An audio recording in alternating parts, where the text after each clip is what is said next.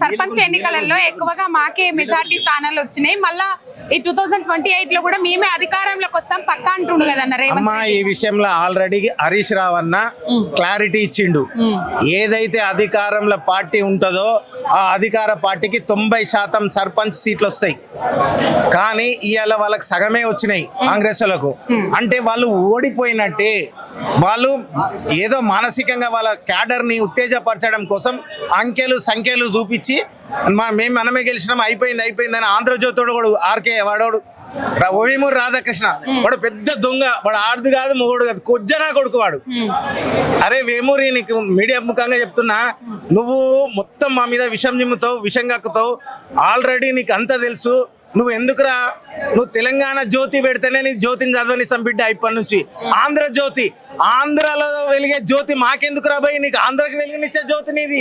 ఇక్కడ వ్యాపారం చేసుకో, తెలంగాణ జ్యోతి పెట్టుకోరా పేరు, తెలంగాణ జ్యోతి పెట్టుకో. ఎందుకు ఆంధ్ర జ్యోతిని తెచ్చి ఈడ పెడతావు? మేము పైసలు ఇస్తే బతుకుతావు, మా మీదే విషయం నింపుతావు. మేము పత్రికలు నీది కొని చదవాలి. మీరు ఇంకొకటి వాడు ఏం చేస్తాడు, RK open heart with RK. అసలు ఎవడరా భయ్, నువ్వు దేవుడా, కృష్ణుడివా, శివునివా, లేకపోతే అల్లవా? నీ ముంగట మాట ఎందుకు రాబాయి ఇప్పి చూపియాలా? నీ ఆటకు మేము ఇంటర్వ్యూ చేస్తాం, నువ్వు ఇస్తావురా మా ముంగట? నీ జ్యోతిలో కూర్చుంటా నేను, నీ ఆట అంతా నేను అడుగుతా. నువ్వు క్వశ్చన్లన్నీ తీసుకొని అడుగుతావు కదా, నిన్ను నేను అడుగుతా, నీ ఆట ఇస్తావురా బద్మాష్. అరే వేమూరి, నీ మీద నాకు ఎప్పటి నుంచి ఉంది రా, నువ్వు దొరుకుతలేవు బిడ్డ. నువ్వు దొరికినాడు తుక్కుంటుంది కథ. నేను కొట్టి సంపం, నిన్ను కొట్టినా ఒకటే, కుక్కను కొట్టినా ఒకటే, మాకు చేతులకు రక్తం అంటుంది, దరిద్రం రక్తం నీది. నువ్వు ఎవడరా? నువ్వు ఒక ఎడిటర్ రా, సబ్ ఎడిటర్. నువ్వు చంద్రబాబు నాయుడు గాడు ఎన్టీ రామారావు దొక్కినాడు, ఆనికి ఈనాడు సపోర్ట్ చేయదని నిన్ను ఆంధ్రజ్యోతికి 2 కోట్లు ఇచ్చి నీ పేపర్ కొనిచ్చి నిన్ను దానికి పెబ్బం చేసిండు. నువ్వు అంతకుముందు నీకు బతేంద్ర, నీ బతికేంద్ర, నీ కథేంద్ర. నువ్వు అందరిని మంచి హీరోయిన్లను హీరోలను ఎందుకు ఓపెన్ ఆర్ట్ విత్ ఆర్కే. అమ్మ నీకు ఒకటి చెప్తా, మంచి మాట చెప్తామా. హీరోయిన్ వాణిశ్రీని కూర్చోబెట్టి ఓపెన్ ఆర్ట్ విత్ ఆర్కే. ఆమెను ఏమాడుతాడు వీడు, నీకు లవ్ ఉండేనా? ఎవరినైనా చూసినావా? అప్పుడు ఎవరైనా లెటర్ రాసిర్రా?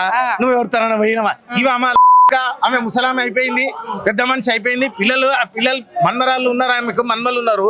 నువ్వు గా క్వశ్చన్లు అడుగుతావారా? నువ్వు చూడమ్మా, హీరోయిన్లు ఆడవాళ్ళు అందరికి ఇవి అడుగుతాడు. మొగోళ్ళను కూడా మీకు ఎప్పుడన్నా లవ్ ఉండేనా, ఎవరైనా అఫైర్ ఉండేనా? ఇవి ఓపెన్ ఆర్ట్ విత్ ఆర్కే అని చెప్పాలి. అంటే వాళ్ళ ఇంట్లో వాళ్ళ భార్యతో ఆయనతో కొట్లాడ కావాలి. నువ్వు ఏమనుకుంటున్నావురా? నువ్వు చెప్తావారా? ఇవన్నీ చెప్తావారా? మాట్లాడుకుంటే దాదాపు ఒకళ్ళు అవుట్ అయిపోయారు, బయటికి వెళ్ళి ఆరోపణలు చేస్తా ఉన్నారు కేసీఆర్ మీద, హరీష్ రావు మీద, కేటీఆర్ మీద. ఇప్పుడు మళ్ళా రేవంత్ రెడ్డి మాట్లాడిన మాటల దాని ప్రకారం మొన్న హరీష్ రావు కౌంటర్ ఇచ్చిండ్రు, మా ఇద్దరి మధ్య చిచ్చు పెట్టాలని చూస్తా ఉన్నారు అని చెప్పేసి. కేటీఆర్ కు హరీష్ రావుకు చిచ్చు పెట్టాలని రేవంత్ రెడ్డి చూస్తా ఉన్నాడు అని చెప్పేసి ముచ్చట్లు వినబడతా ఉన్నాయి. ఏం చెప్తారు? అమ్మ ఇది 100% కరెక్ట్. కేటీఆర్ కు హరీష్ కు ఏదో చేసి దూరం జరపాలని చూస్తున్నారు. అరే బిడ్డ రేవంత్, నీకు చెప్తా, నువ్వు చంద్రబాబు దగ్గర కాళ్ళు ఆయన బూట్లు మోస్తున్న నాడు తెలంగాణ ఉద్యమం మొదలు పెట్టినాం రా భయ్. తెలంగాణ ఉద్యమం కేసీఆర్ అయితే ఆ ఉద్యమానికి వెన్నెముక హరీష్ రావు లేకపోతే తెలంగాణ ఉద్యమం లేదు. వెన్నెముక లేకుండా మనిషి ఉంటాడా? ఉండడు. నేను మళ్ళా చెప్తున్నా, ఉద్యమం కేసీఆర్ అయితే ఆ వెన్నెముక హరీష్ అన్న. నేను 2001 ఆవిర్భావ సభలో నేనున్నా. మొదటి నుంచి హరీష్ అన్నను, కేసీఆర్ని అందరినీ నేను అబ్జర్వ్ చేస్తున్నా. హరీష్ అన్న ఒక సభ పెడితే పైసలు లేకుండా ఆ రోజులలో 50,000 దొరకకపోతుండే. హరీష్ అన్న రాత్రి 2 గంటల 3 గంటలకు ఆ లీడర్కు ఈ లీడర్ ఫోన్ చేసి, అన్న నీళ్ళు పెట్టే స్టేజ్ అయిపోయే, ఆయన పిచ్చిగా ఉరుకొచ్చుడు ఫోన్లు, ఆయన ఆగం టెన్షన్. కేసీఆర్ నిర్ణయం తీసుకుంటుండే ఆడ సభ అని. కానీ మొత్తం దాన్ని విజయవంతం చేసే కార్యక్రమం అంతా తన భుజాల మీద ఎత్తుకున్నాడు హరీష్ అన్న. ఇది చేసిండన్న సంగతి కేటీఆర్ కు తెలుసు. కేటీఆర్ కు మొత్తం తెలుసు. నువ్వు ఏదో చేస్తా అంటే కేసీఆర్ కుటుంబంలో చిచ్చు పెడతా అనుకుంటే అది నీ పాగలెక్కలు రా బాబు. ఏదో నువ్వు కొంతమందిని తీసుకున్నావచ్చు, అది చేసి ఏమో చేస్తా అనుకుంటున్నావు. వాళ్ళు అట్లా అయ్యేటోడు కాదు. హరీష్ అన్న కన్ఫ్యూజ్ అయ్యేటోడు కాదు. కేటీఆర్ కన్ఫ్యూజ్ అయ్యేటోడు కాదు. కేసీఆర్ కు అందరి గురించి కేసీఆర్ కు తెలుసు. ఎవరేందో తెలుసు. ఆయనకు తెలియంది ఏముండదు. నువ్వు చెప్పి అబద్ధాలు చెప్పిన ఆయన నమ్మడు. ఆయనకి ఎవరేందో తెలుసు. కేసీఆర్ హరీష్ అన్న ఏందో తెలుసు, కేటీఆర్ ఏందో తెలుసు, కవితమ్మ ఏందో తెలుసు. ప్రతి నాయకుడు ఎంతో మంది వచ్చిరు పోయిన వాళ్ళ గురించి తెలుసు, ఇప్పుడు వస్తున్న వాళ్ళ గురించి తెలుసు, ఇప్పుడు ఇంకా మాలాంటి కార్యకర్తల గురించి కూడా ఆయన ఫుల్ నాలెడ్జ్ ఉంటుంది. నువ్వు ఎటువంటి కన్ఫ్యూజన్ క్రియేట్ చేయలేవురా. కేసీఆర్ రా 2 మంది పార్లమెంట్ సభ్యులతోని 524 మంది పార్లమెంట్ సభ్యులున్న పార్లమెంటులా బిల్లు పెట్టి తీసుకొచ్చిండ్రా. మామూలుగా కాదు, అదంత ఈజీ కాదు. చాలా మంది అడిగారు, మనకు తెలంగాణకు ఉన్న 16 ఎంపీలు, ఆడున్నది 524. ఈ బిల్లు ఎట్లా పాస్ అవుతుంది? ఆంధ్రలో 27 మంది ఉంటారు, మనకు వ్యతిరేకంగా వాళ్ళే వేస్తారు, ఎట్లా పార్లమెంట్లో బిల్ పాస్ అవుతుందని నేను కూడా అనేక సార్లు అడిగిన. అన్న ఎట్లా, నేను తమ్మి నువ్వు చూడు ఎట్లా చేస్తాం, నువ్వు కన్ఫ్యూజ్ కాకు తమ్మి, మనం ఇద్దరం కలిసి పార్లమెంట్ మనం తెలంగాణ తెస్తున్నాం, నువ్వు బేఫికిర్ ఉండని చెప్పిండు. దానికి కథలు కూడా చాలా చెప్పిండు, మీకు చెప్పమంటే చెప్తా. అప్పట్లో 2001లో నేను అడిగిన, అన్న ఈ అందరూ అంటురు ఎట్లా వస్తుంది తెలంగాణ, ఉన్న వాళ్ళంతా గట్ సైడే చంద్రబాబు దగ్గర ఉన్నారు, పెద్ద పెద్ద నాయకులంతా, దేవేందర్ గౌడ్ అసంటోళ్ళు ఇంకా చాలా మంది కూడా ఆడనే ఉండి భజన చేస్తారు. అన్న ఎట్లా చేస్తారు, మన దగ్గర పైసలు లేవు, డబ్బున్న నాయకులు మన పార్టీలు వస్తలేరు, ఉద్యమంలోకి వస్తలేరు, ఎట్లా అని నన్ను అడిగిండు, తమ్ముడు నువ్వు తెలంగాణ తెస్తా అనుకొని వచ్చినావా, అందరు వస్తుర్రు, నువ్వు కూడా అందరిలాగా వచ్చి చూసిపోదామని వచ్చినావా అని నన్ను అడిగిండు. లేదన్నా నేను మా భార్యకి చెప్పొచ్చినా, తెలంగాణ తీసుకొని ఇంటికి వస్తాను, నేను లేకపోతే రాను, నేను గట్టే పోతా అని చెప్పి పర్మిషన్ తీసుకొని వచ్చినాను అన్న. అయితే చెప్పేది నువ్వు తమ్మి, నీకు శల్యుడు తెలుసా తమ్మి అన్నాడు. ఏమో తెలియదన్నా అన్న. కర్ణుని రథసారథి పేరు శల్యుడు.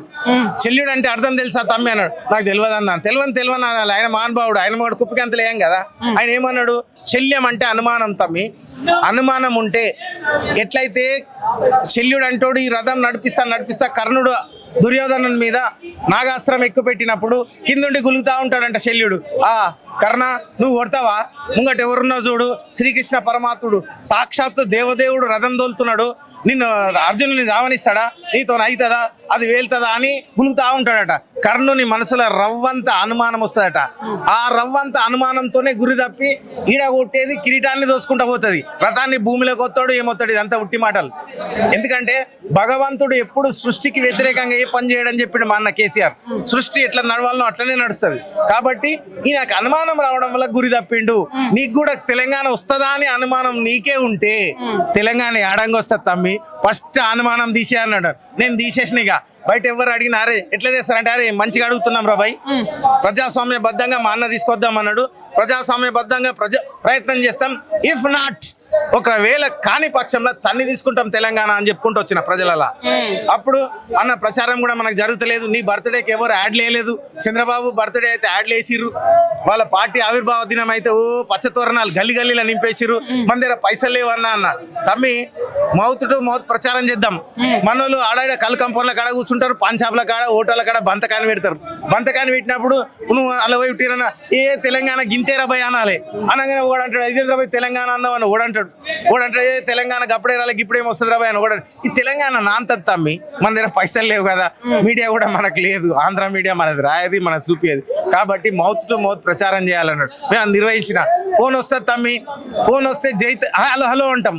మనకేమైనా పేటెంట్ ఇస్తుండే ఆడు అమెరికాడు హలో అనే వర్డ్ వాడుతున్నాం, దాని బదులు జై తెలంగాణ అన్నాడు. 2001 జూలైలో చెప్పిన మాట ఇది. నేను ఇప్పటికీ ఫోన్ ఎత్తే జై తెలంగాణ అంట, ఫోన్ పెడితే జై తెలంగాణ అంట. అట్లా నేను ఒక ఫంక్షన్ పోతావు, నీ బంధువులది దోస్తులది, ఆల్రెడీ 100 మంది కూర్చుంటారు ఫంక్షన్ వల్ల, నువ్వు పోగానే అన్నా నమస్తే అంటారు, లేదు తమ్మి బావా ఏదో అంటారు కదా, మనం జై తెలంగాణ అను, అందరు నేను దిక్కు తిరిగి చూస్తారు. ఇదే ప్రచారం తమ్మి మనం చేయాల్సిందన్నాడు. నేను గదే చేసిన. తెలంగాణ సాధించడం ఇది కనబడుతున్న సత్యం. ఇట్లా నాలాంటి చిన్నోని పెద్ద పెద్దోని దొంగలను లంగన లుచ్చల్ని అందరినీ మేనేజ్ చేసుకుంటా కలుపుకుంటా రాత్రి పగలు లేకుండా తిండి చక్కగా తినక తెలంగాణ కోసం పనిచేస్తే ఆయనను పట్టుకొని అగౌరవపరుస్తూ ఈ రేవంత్ గాడు పిచ్చి పిచ్చి మాటలు మాట్లాడతాడు. మా అన్ననే నువ్వు పిచ్చి పిచ్చి మాటలు మాట్లాడితే మేము నీకెందుకు ఇవ్వాలరా భయ్ మర్యాద అని నేను అడుగుతున్నా. నువ్వే ఇట్లా పిచ్చి మాటలు మాట్లాడితే మామూలు జనం ఏం నేర్చుకుంటుంది రా భయ్, నీ దగ్గరికి వెళ్ళి ముఖ్యమంత్రిగా మాట్లాడుతున్నావు అని నేను నిన్ను అడుగుతున్నా. రేవంత్ రెడ్డి, నువ్వు విమర్శిస్తే పద్ధతి ప్రకారం విమర్శించు, దాంట్లో బూతులు పిచ్చి మాటలు గల్లీలో కళ్ళు తాగిన కూతిలాగా మాటలు మాట్లాడితే నీ ఈపు అలగొడతారు ప్రజలు. నేను కాదు, నీ ఈపు అలగొడతారని చెప్తున్నా. అందుకోసమే తెలంగాణ అంటేనే కేసీఆర్, కేసీఆర్ అంటేనే తెలంగాణ, తెలంగాణ కేసీఆర్ వేరు కాదు. కాబట్టి ఖబర్దార్ ఖబర్దార్ ఖబర్దార్, లుచ్చ లెక్కలు బంద్ చేసుకో, పిచ్చి లెక్కలు బంద్ చేసుకో. మా దగ్గర నుంచి కొందరిని డివైడ్ చేసి ఏదో చేస్తా అనుకోకు. ఈ పప్పులు ఏ ముడికై ఇవన్నీ మానుకో. మంచి ముఖ్యమంత్రిగా మా అన్న చెప్పిండు, మంచిగా చేసుకో. ప్రజల దీవెన లేకుంటే ఆల్ ది బెస్ట్ కూడా చెప్పిండు రా మా అన్న. నీకంత ఇది నీతున్నదిరా, ఒక ఇజ్జత్ ఉన్నదిరా నీకు, నువ్వు ఒక మనిషివేనా?